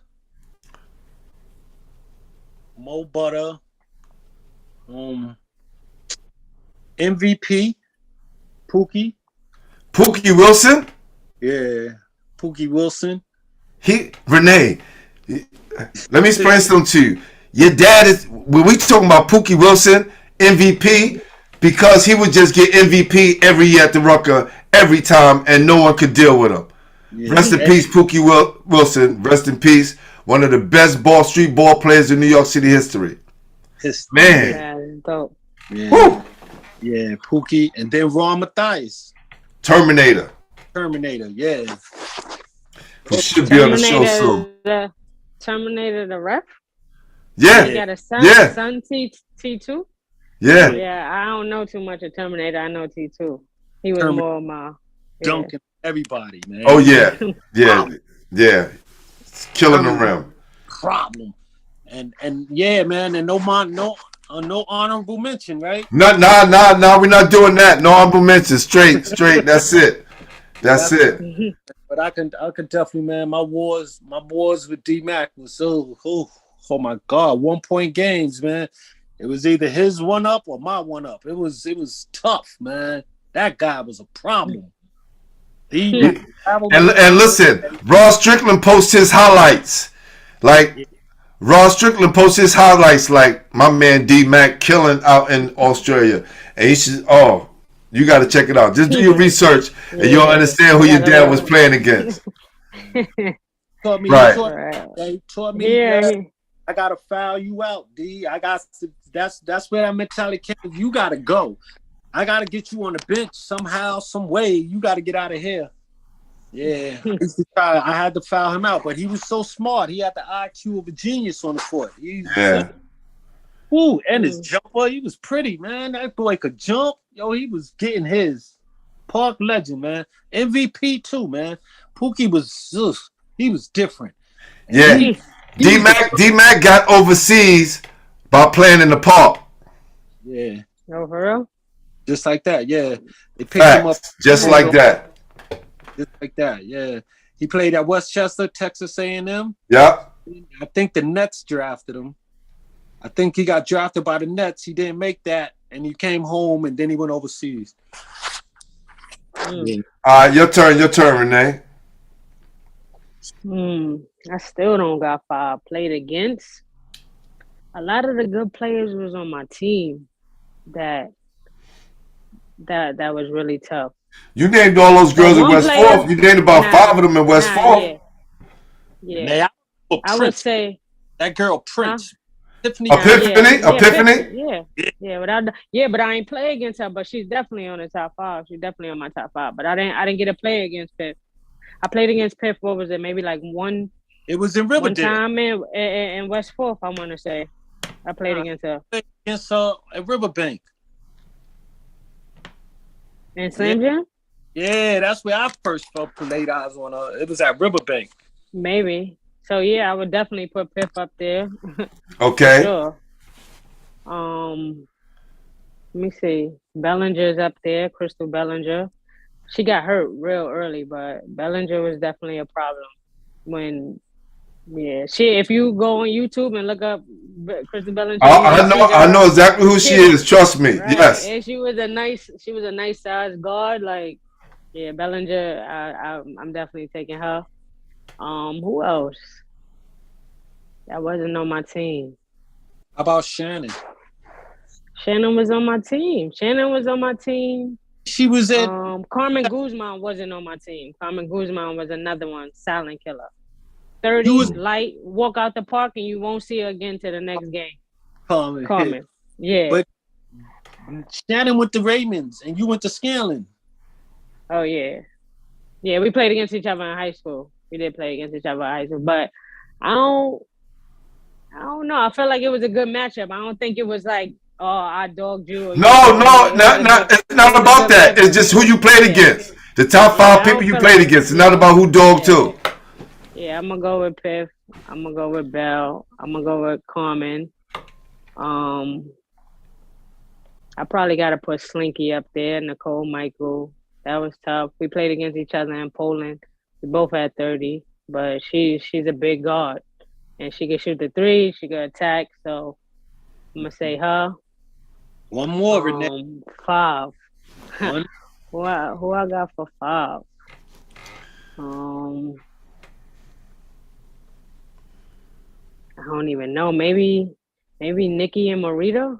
No, you just gotta pick one. He, Nikki or Marita or Cappy. Which one? I think Cappy wasn't really playing her. I don't know if she was at that time what she was doing. I feel like it was kind of light that game. So I'm not gonna say that. And that was the only time I played against her. So I'm gonna go. Yeah, that's it. That's all I got. Okay, That's the okay. last 2 I got.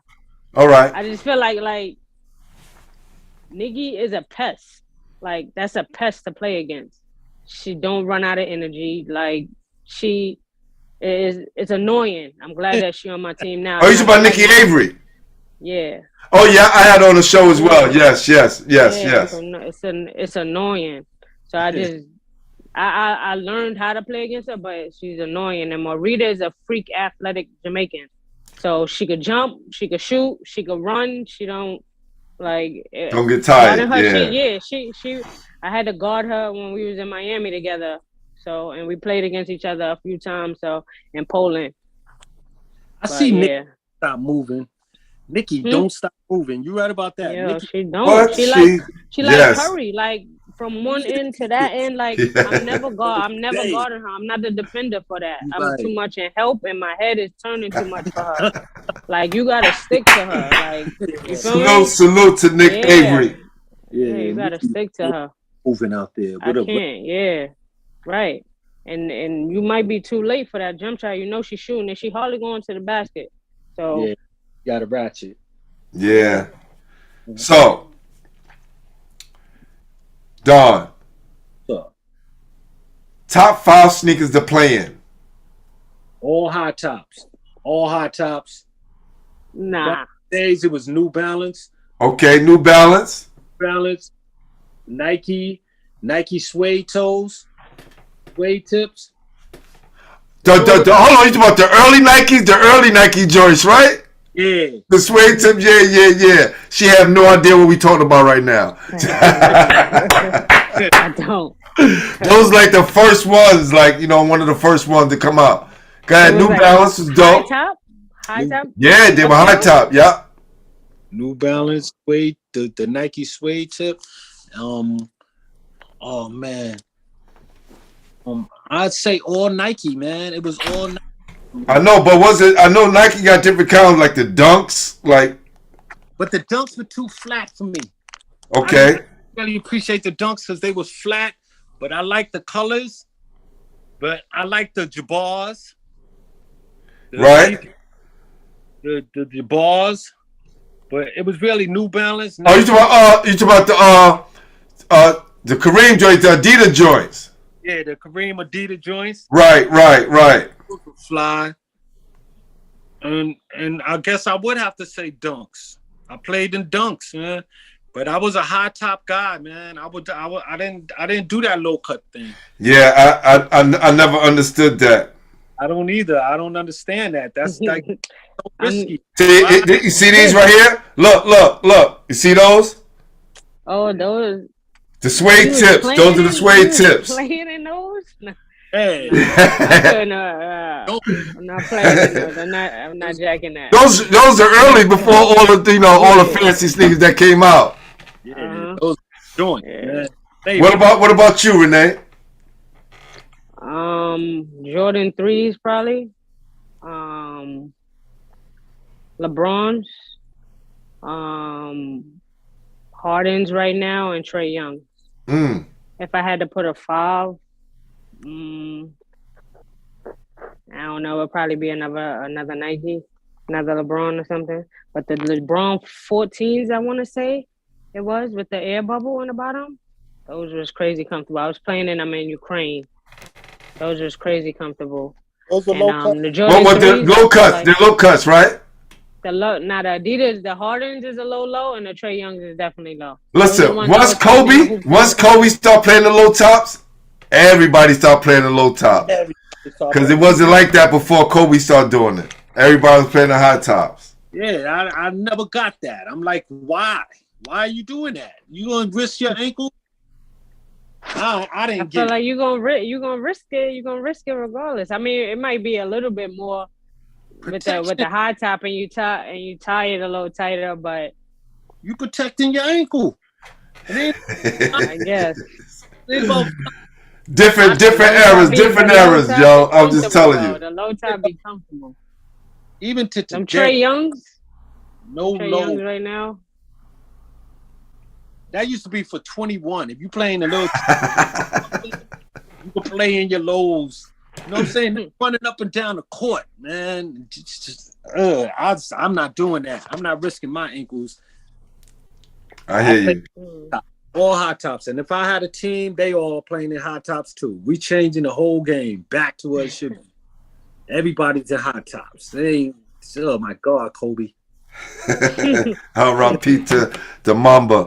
All right. Top 5 bowlers you played with. Me? Yeah, let's start with you. I'll go with this kid. All right, D-Mac again. I played with D-Mac in each one, teach one. Chris Brooks. Lamar Thornton. Chris Brooks, Lamar Thornton. D-Mac. That's 3. I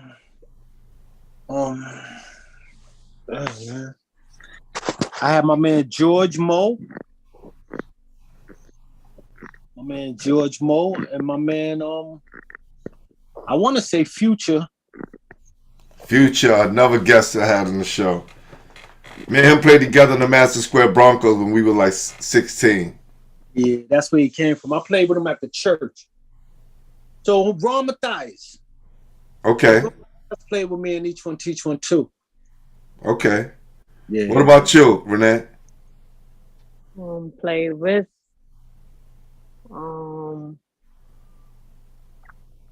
I could also say Marita again. I played with her.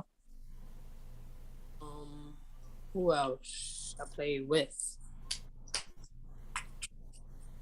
My whole No Limit squad right now. I'm gonna hold you.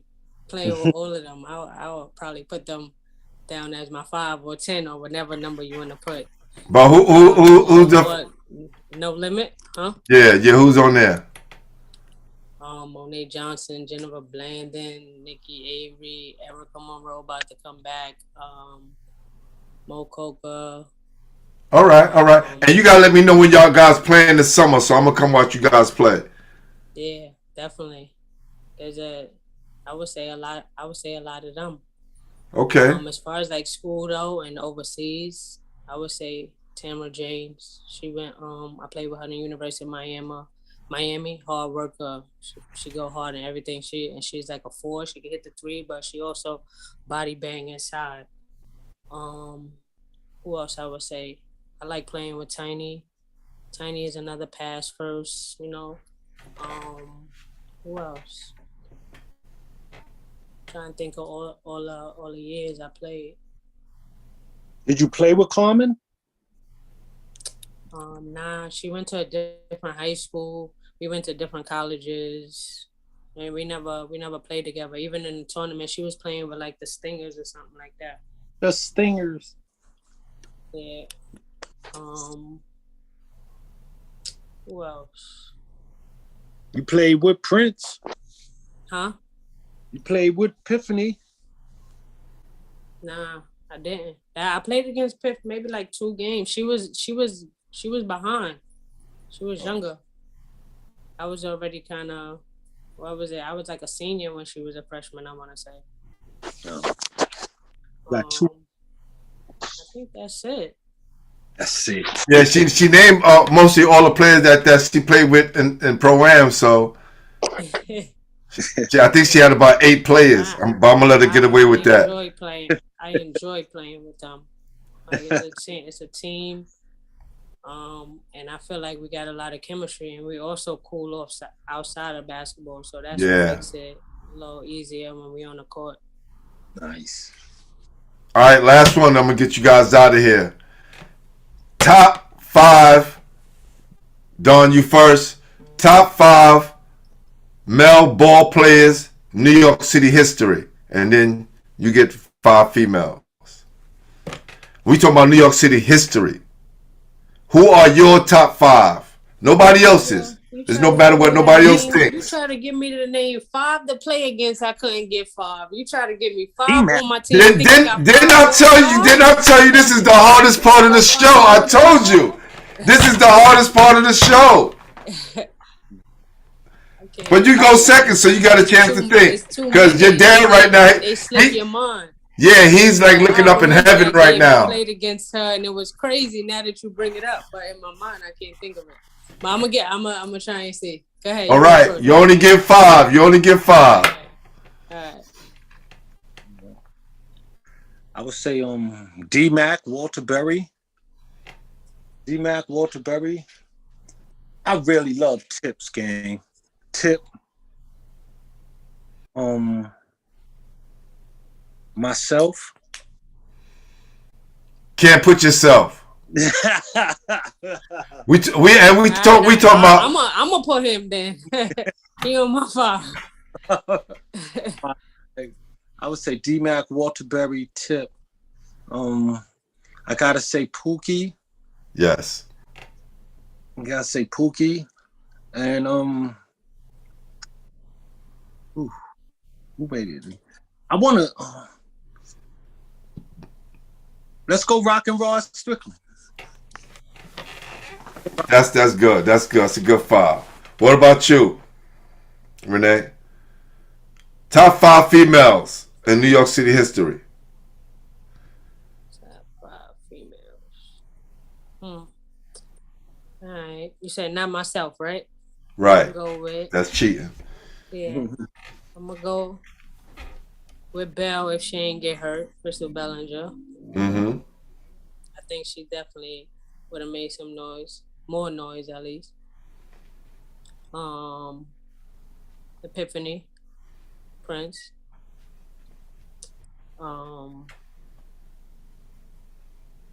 Kendra, I'm gonna go with. I think Kendra. She played at King. With Johnny. Who else? Lisa Williams, if you remember her, she got into the car accident, lost her leg, but she was a killer. She was a lefty.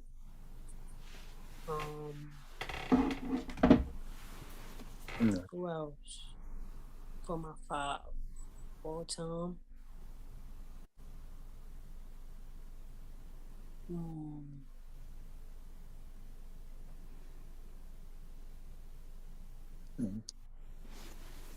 I don't know. I guess I'm gonna go with Guzman then. I'm gonna go with Carmen.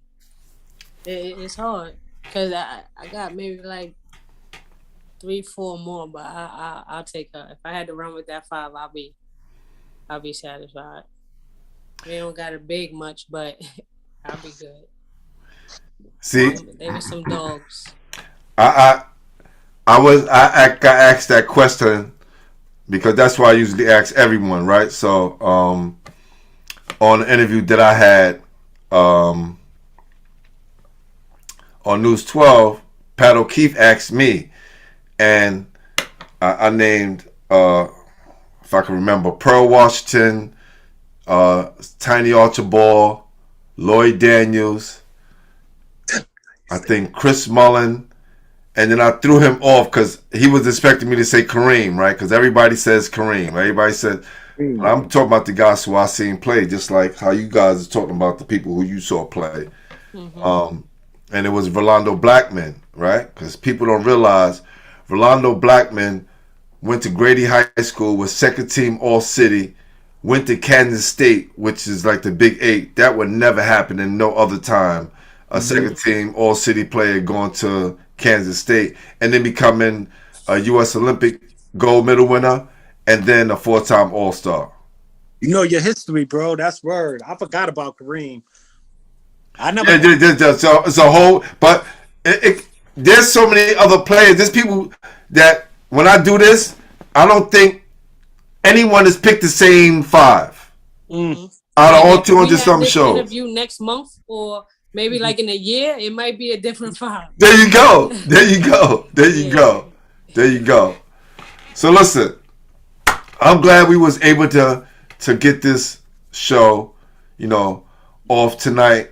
For my first Zoom interview, and it actually went pretty well. You know what I mean? So I want to say salute to you guys. Thank you, and thank you, Dawn, because if you wasn't part of this, we probably been doing this on Instagram. But I wanted to move towards YouTube anyway and start doing it like this. But I still got to take it off here and put my logos up and make sure everything is still situated like how I like it.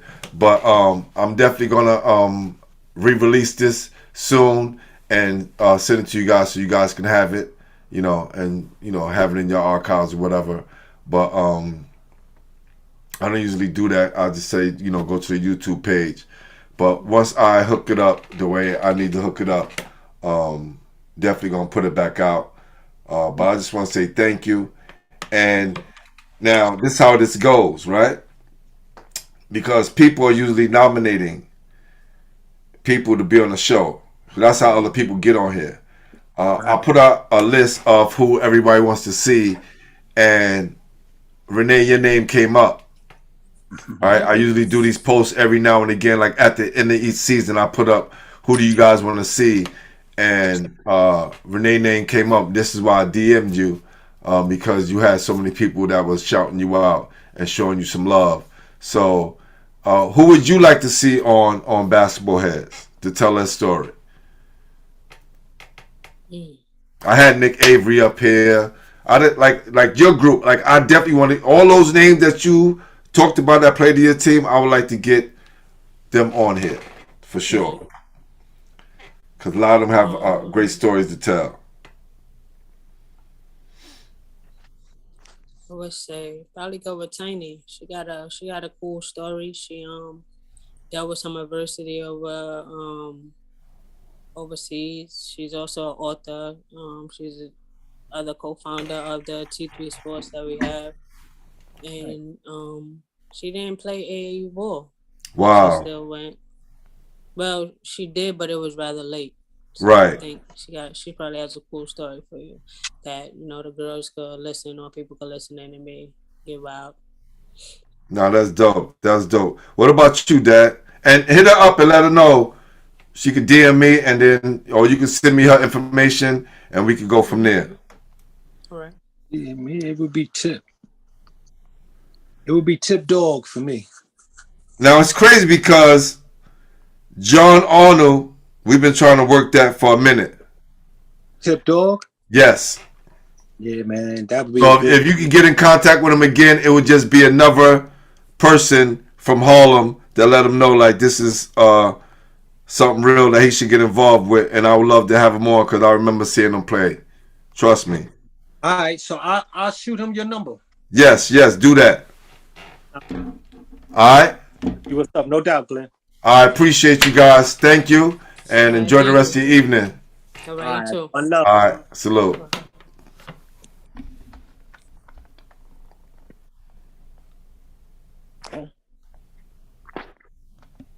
Right there.